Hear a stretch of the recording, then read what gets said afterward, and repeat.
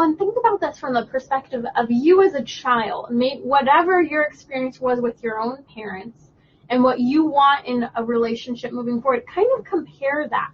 Think about how I want that love to be free, not to be forced, not to be, manipulated. Maybe you've seen relationships that have been manipulated.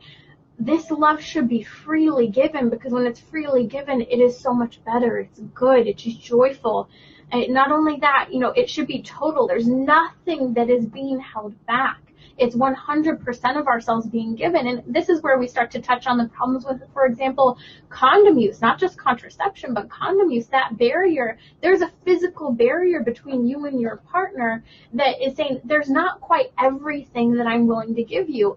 And my poor mother's ears when I talk about this part, but when we talk about even studying sexual intimacy, even the experience of the spouses in terms of sexual intimacy, if people are, using the pull-out method, or if people are using condoms, the pleasure and the release of chemicals and the experience between the couples is not the same. There's not this completion that's taking place. And it's so interesting because I'll talk to people who have been sexually active before marriage, and they'll talk about the difference when they get married. And I'll hear from men who said, I actually never fully knew how great sex actually was because I was using various means to not completely commit to that person because I was afraid, STDs, pregnancy, all these other things that come with it, but I wasn't receiving the full experience is what they would share with me.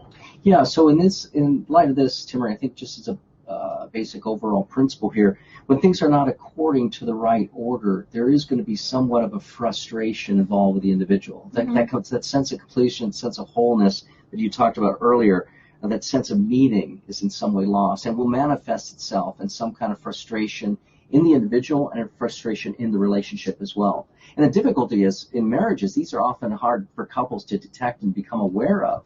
And so it's not until somebody actually can point out and help them see that frustration, can show them maybe the misery or the discordance that's happening in their own relationship. Let's also talk about faithfulness.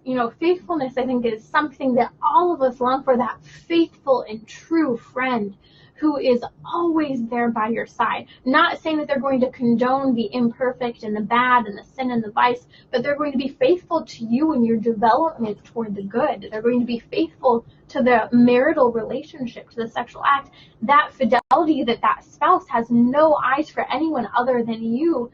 There's that fidelity. That's true love that, right, Hollywood tries to portray, but yet it's what the church is saying. This is what you must have. That's right. And isn't it the case, Timmerie, that I think deep down in a woman's heart is knowing that she's not going to be abandoned?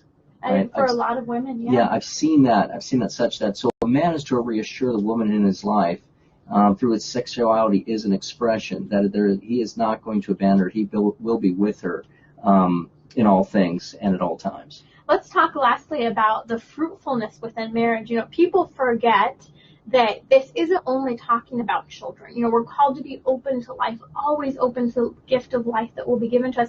But also, our marriage isn't just supposed to produce fruits in terms of creating new human beings, but in fashioning and caring for souls, the souls of the spouses for one another, of the spiritual children that come in and out of the home. I always think of my parents. They had so many friends, family members who would come in and out of their home who they really tried to foster goodness in for however long they would be there with us.